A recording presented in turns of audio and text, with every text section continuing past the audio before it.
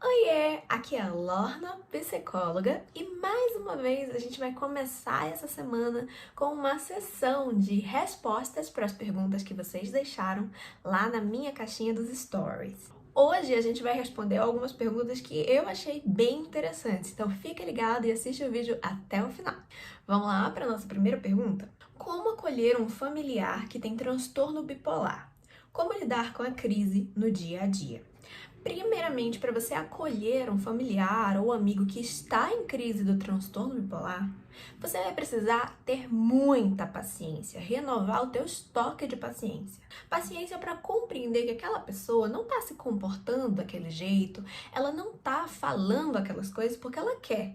Durante uma crise de transtorno bipolar, é como se aquela pessoa se tornasse uma marionete dos sintomas que ela tem. Ela perde o controle sobre tudo aquilo que ela faz e o que ela pensa. Colocando desse jeito pareceu bem catastrófico, né? Mas vamos ter em mente que quanto mais leve é a crise, mais controle ela tem. Porém, se for uma crise grave, uma crise intensa, aí realmente fica complicado. Tanto é que muitas pessoas com transtorno bipolar passam por internações psiquiátricas, porque ele pode sim chegar a estágios bem intensos. Dentro de uma crise do transtorno bipolar, seja para mania ou para depressão, a pessoa sofre um descolamento da realidade. Em outras palavras, ela dá uma viajada na maionese, ela começa a distorcer as coisas na cabeça dela. Então ela perde a capacidade de julgamento sobre o que está acontecendo. Lembrando que quanto mais leve é a crise, mais controle ela tem, ok? Ok, então em segundo lugar, se você já tem noção do que se passa na cabeça dela, você sabe que enquanto a pessoa lúcida da relação, que é você pode servir como uma âncora para aquela pessoa para dentro da realidade. Ou seja, conectar ela com a realidade de uma forma saudável. Por exemplo, se for uma crise de mania, não permitir que ela se envolva em projetos novos. Ou se for uma crise depressiva, auxiliar ela a manter uma alimentação e outros cuidados rotineiros básicos. Nem sempre essa pessoa vai aceitar ajuda. E tente não se ofender caso ela não aceite. O problema não é pessoal, não é com você. E é muito importante continuar incentivando que essa pessoa procure ajuda de um profissional de saúde mental.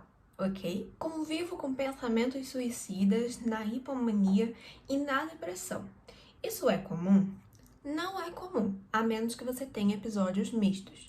Aqui no perfil já tem um vídeo explicando bem direitinho o que é um episódio misto. Então, se você ainda tem dúvidas sobre esse assunto, dá uma olhadinha naquele vídeo que eu tenho certeza que vai ficar claro como a neve para você. Os episódios mistos são aqueles em que você tem sintomas de depressão e hipomania ao mesmo tempo. Aqui no caso da nossa pergunta, porque ela falou, né, depressão e hipomania, não falou de mania. Mas se ela tivesse falado, também poderia ter sintomas de mania aí no meio. Vira uma verdadeira bagunça, fica tudo misturado.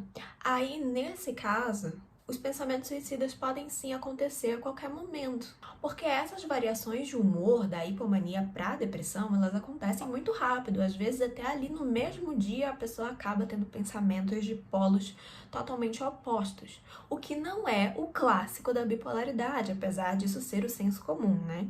O clássico é que a pessoa passe longos períodos de tempo em um tipo de episódio e depois ela passe por outro episódio. Esse negócio da pessoa que é bipolar tá mudando de ideia toda hora, isso é mito.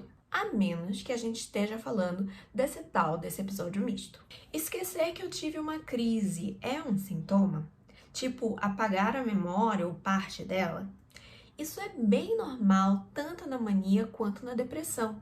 E quanto mais intenso, mais grave for o teu episódio, maiores as chances de a gente ter essa perda de memória. Durante os episódios acontece um desequilíbrio nos seus neurotransmissores, que são os hormôniozinhos que fazem o cérebro funcionar.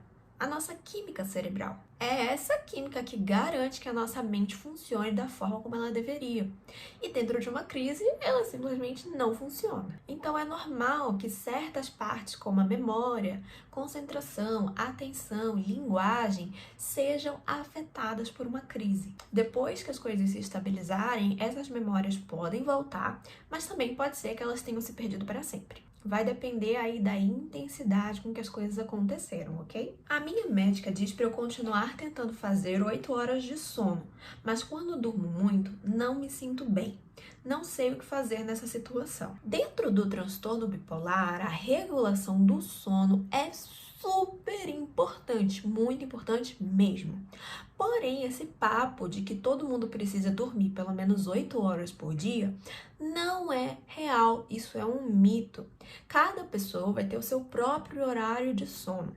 E isso, inclusive, tem um nome, o cronotipo. O cronotipo é o nosso estilo de sono. Assim como algumas pessoas são mais noturnas e outras são mais diurnas, funcionam melhor pela manhã, algumas vão dormir 6 horas por noite, vai achar que tá tudo bem, enquanto outras vão dormir 10 horas por noite para poder ficar bem. Eu, por exemplo, durmo 10 horas por noite e não me envergonho disso, porque eu sei que o meu corpo precisa disso para estar legal, para estar funcionando no dia seguinte. Mas nem todo mundo vai precisar de tudo isso de sono. Mas, para você avaliar o seu cronotipo, você precisa estar em eutimia, ou seja, sem sintomas, sem nenhum episódio, nenhuma crise. Por quê?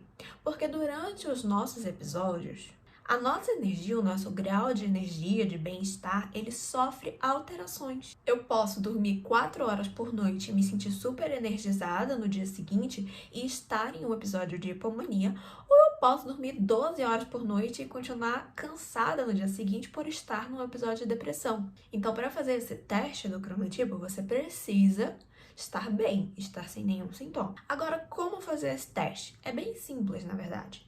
Você vai escolher um horário padrão para você ir deitar, tipo assim, 10 horas da noite. Mas quando eu digo deitar, eu não tô falando deitar e ficar no celular, porque daí não conta, tá bom?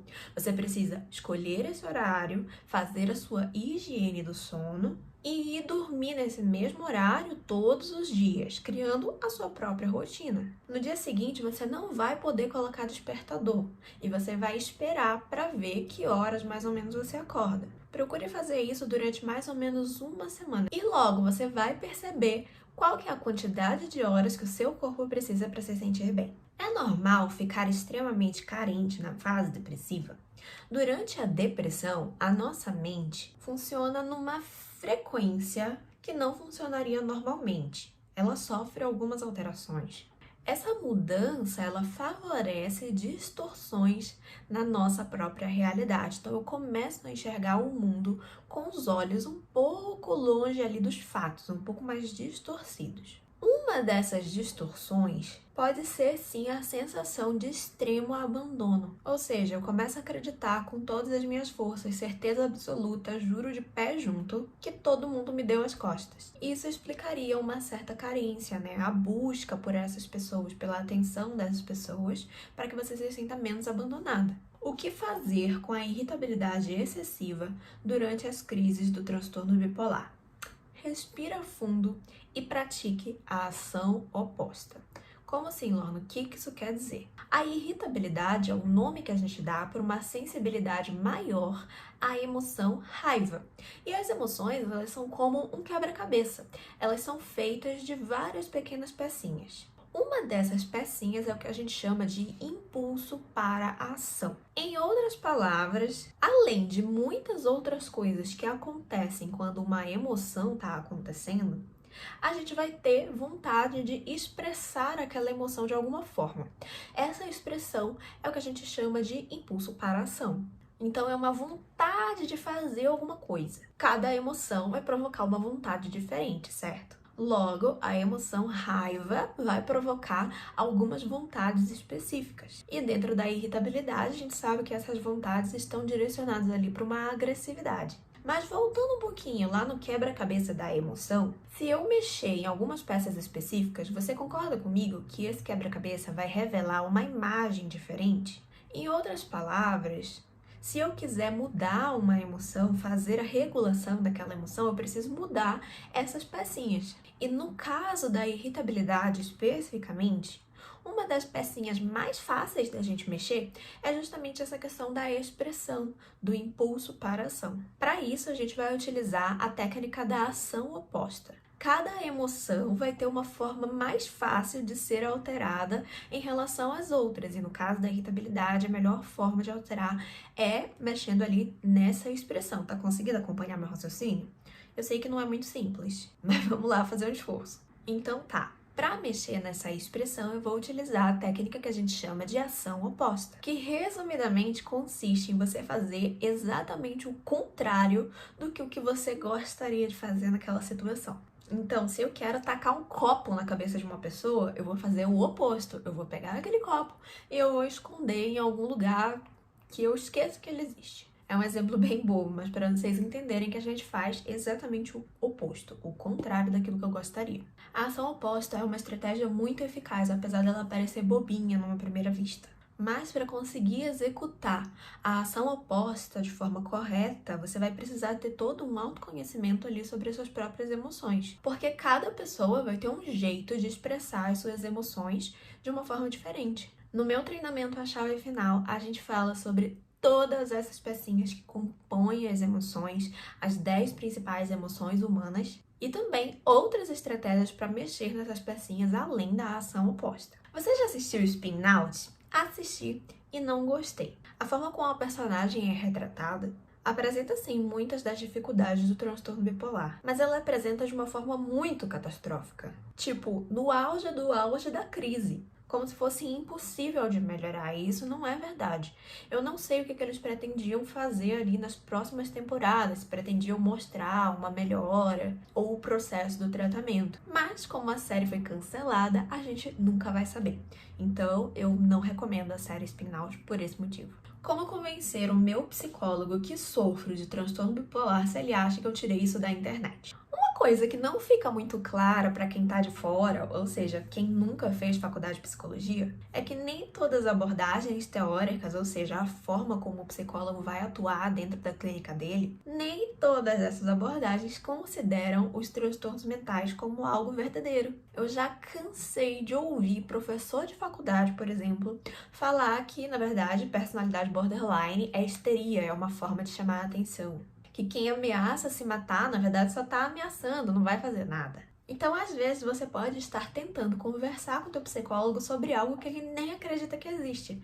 É que nem religião, eu tentar explicar para a pessoa que eu acredito num Deus assim, assim, assado, sendo que a pessoa simplesmente não considera aquela possibilidade como verdadeira. Você está tentando provar uma coisa que a pessoa simplesmente não aceita. Não tô falando que esse é o caso do seu psicólogo, mas pode ser sim. Então, apesar de todas as abordagens da psicologia funcionarem, elas realmente funcionam, nem todas vão ser adequadas para tratar um transtorno como o transtorno bipolar. Por quê? Ele tem uma origem muito biológica. Não foi uma coisa que saiu da sua cabeça. Diferente, por exemplo, de um transtorno de ansiedade. Eu consigo tratar um transtorno de ansiedade em qualquer abordagem da psicologia? Provavelmente, porque foi algo que surgiu da sua mente. Mas o transtorno bipolar não funciona dessa forma. Então não é qualquer profissional que vai saber lidar com ele. Pessoas que têm transtorno bipolar têm tendência a ter TOC, transtorno obsessivo compulsivo? Isso pode acontecer, sim. O TOC é um transtorno que é motivado por altas doses de ansiedade. Resumidamente, funciona assim. Você fica obcecado por um pensamento específico e para você fazer ele ir embora, você acredita que você tem que ter uma atitude específica. Enquanto você não tem aquela atitude, a sua mente não sossega. Ela fica batendo naquele mesmo pensamento o dia inteiro. Então, por exemplo, se eu saio de casa e de repente eu começo a pensar que eu talvez não desliguei o gás e talvez a minha casa vai explodir e vai matar os meus vizinhos e começa a catastrofizar a situação, eu só consigo sossegar se eu voltar em casa e verificar se o gás está ligado ou não. Eu não consigo ficar em paz enquanto eu não tiver ali a prova por A mais B de que o gás foi desligado. Isso é um movimento ansioso, porque a ansiedade é um medo do futuro. Então, o pensamento de que talvez eu não desliguei o gás faz eu sentir medo da possibilidade remota da casa explodir. Entendeu como uma coisa está relacionada com a outra? As pessoas que têm transtorno bipolar têm tendência a ter um grau maior de ansiedade, sim, seja por questões psicológicas ou por questões biológicas, pelo próprio funcionamento do cérebro. Então, pode acontecer sim da pessoa ter transtorno bipolar e ter TOC ao mesmo tempo. O ganho de peso das medicações para transtorno bipolar pode ser evitado com exercícios e boa medicação? Depende muito do seu metabolismo e do tipo de medicação que você está utilizando. Algumas medicações realmente vão mexer diretamente ali no metabolismo, que é a forma como o seu organismo processa a química dele. Isso faz com que você ganhe peso sem nenhuma alteração na dieta. Eu não estou fazendo nada de diferente, de repente eu começo a engordar. Mas algumas outras medicações, na verdade, fazem você sentir mais fome. E aí você engorda porque, de fato, você está consumindo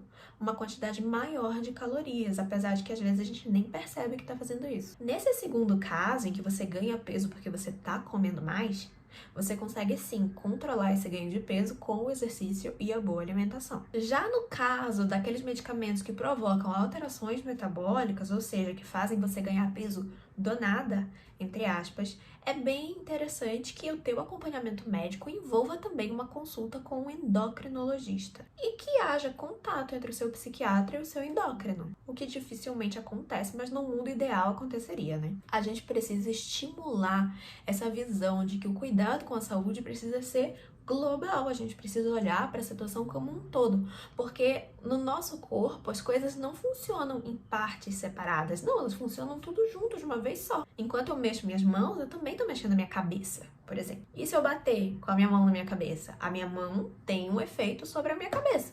Que mais um exemplo bobo, né? Só para ilustrar a forma como as coisas estão interligadas. Então a gente não pode se enxergar como várias partes do corpo separadas. Não, a gente é um corpo só, uma unidade. Ninguém aqui é filho de Frankenstein.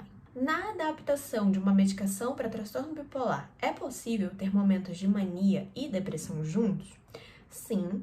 Isso se chama episódio misto e não está necessariamente relacionado à adaptação daquela medicação. Isso pode acontecer a qualquer momento. Aqui no perfil tem um vídeo que explica bem certinho como que o episódio misto funciona. Mas durante a adaptação, que pode durar meses ou anos, tudo pode acontecer e a gente precisa ter muita resiliência para passar por essa fase. Porque às vezes a gente acaba acreditando que eu vou tomar remédio e vai ser que nem dor de cabeça, eu vou tomar um Dorflex e a dor vai passar. Medicação psiquiátrica não funciona dessa forma. Em geral, os remédios levam mais de um mês para fazer efeito. Então realmente é um processo lento, mas nada, absolutamente nada, paga a sua estabilidade. É a coisa mais incrível que eu já experimentei. E se você já passou por essa sensação de estar no controle da sua própria vida, já coloca aqui nos comentários para a gente incentivar outras pessoas de que isso também é possível de acontecer. Não é uma história da Disney. Inclusive, para quem tá de fora, né, nunca passou por um desequilíbrio, pode parecer bobo, pode parecer fácil, mas para quem vive isso no dia a dia, sabe exatamente como é. Uma verdadeira batalha.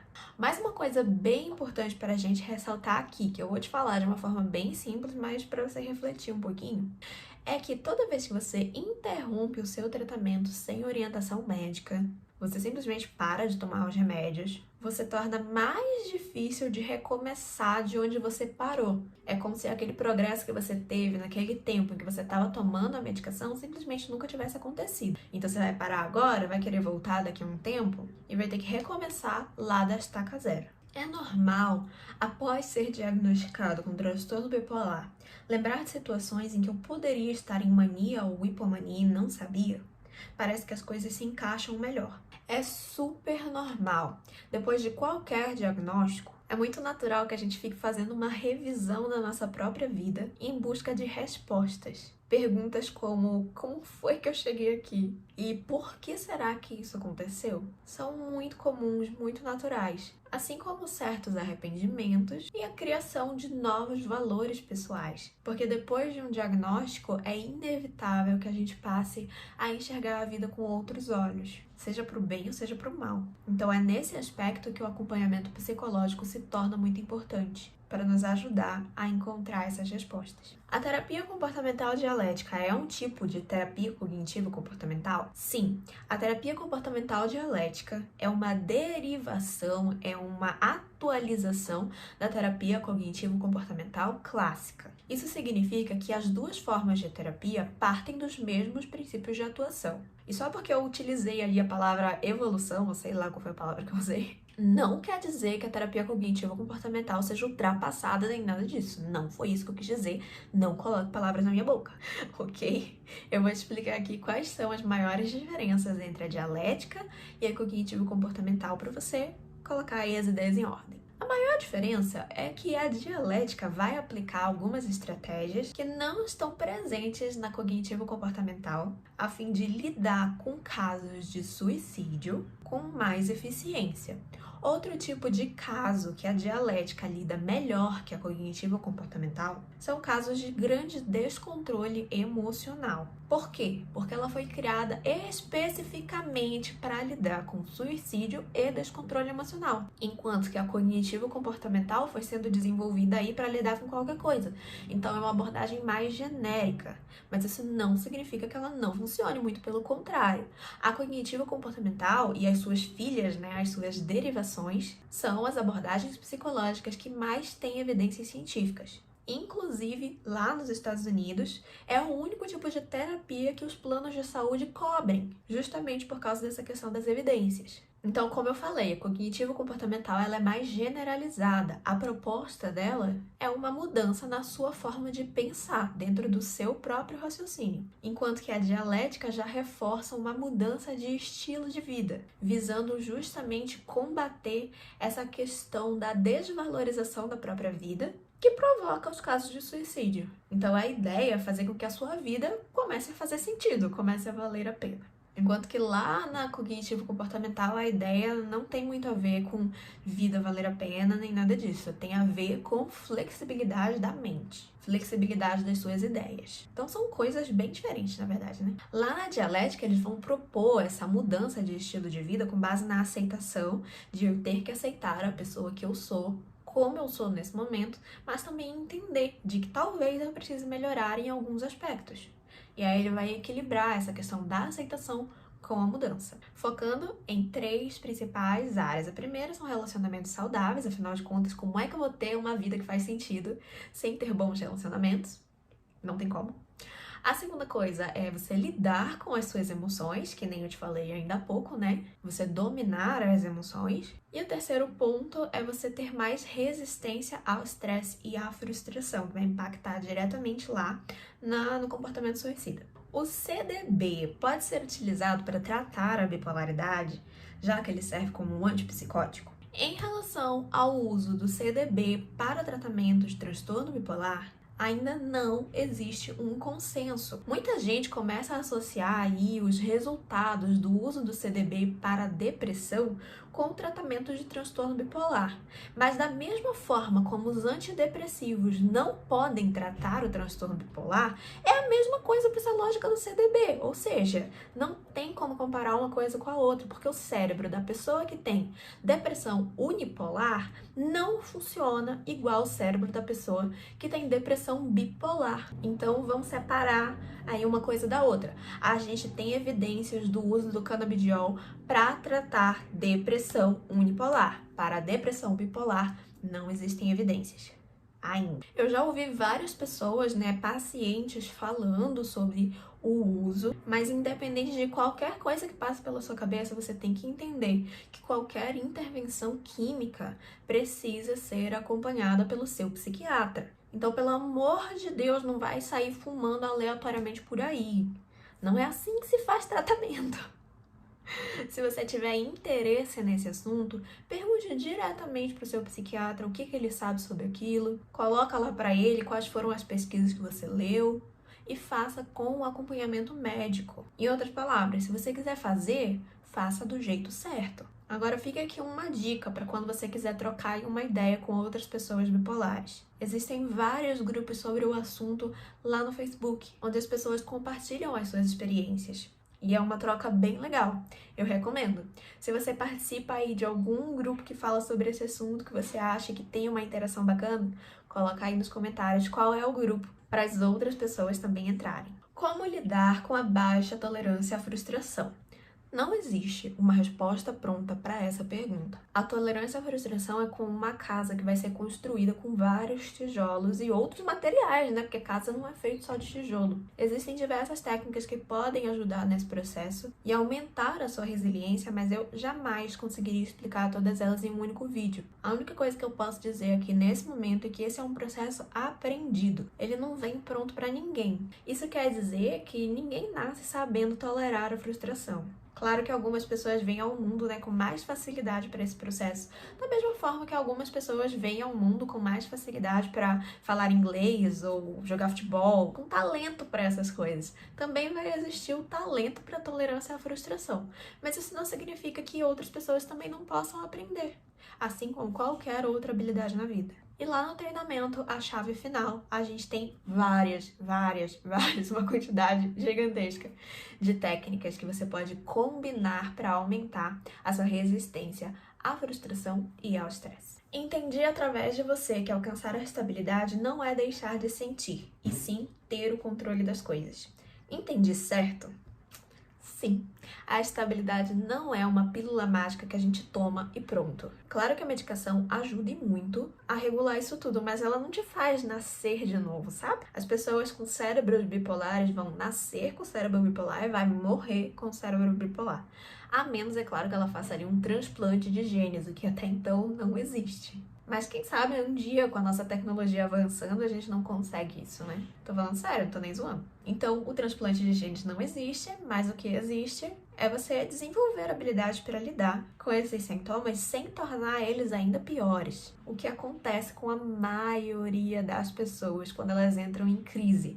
Elas têm estratégias que não funcionam e que acabam piorando ainda mais as crises. E é exatamente por isso, pela falta de estratégias que funcionam, que o transtorno bipolar tem um índice tão grande de tentativas de suicídio. A partir do momento em que você aprende a controlar e contornar esses sintomas, você vai estar no controle, no comando da sua própria vida, a ponto de você poder se mover pelo mundo, não porque o sintoma te obrigou, mas porque você quis. Tipo assim, se eu quero trabalhar, eu posso trabalhar. Se eu quero ser mãe e ser dona de casa, eu posso ser mãe e ser dona de casa. Se eu quero ter um relacionamento estável, eu posso ter um relacionamento estável. Se eu quero morar sozinha, eu posso morar sozinha. Eu posso fazer o que eu quiser a partir do momento em que eu estou no controle desses sintomas. E isso é ser estável. Isso é ter uma vida normal. Recentemente alguém me perguntou, né, o que eu considerava normal, porque o normal de cada um é diferente. É óbvio que o normal É óbvio que o normal de cada um é diferente. O que é normal pra mim é você ter controle sobre as suas próprias decisões. E a partir daí, você faz o que você bem entender. Essa é a verdadeira estabilidade.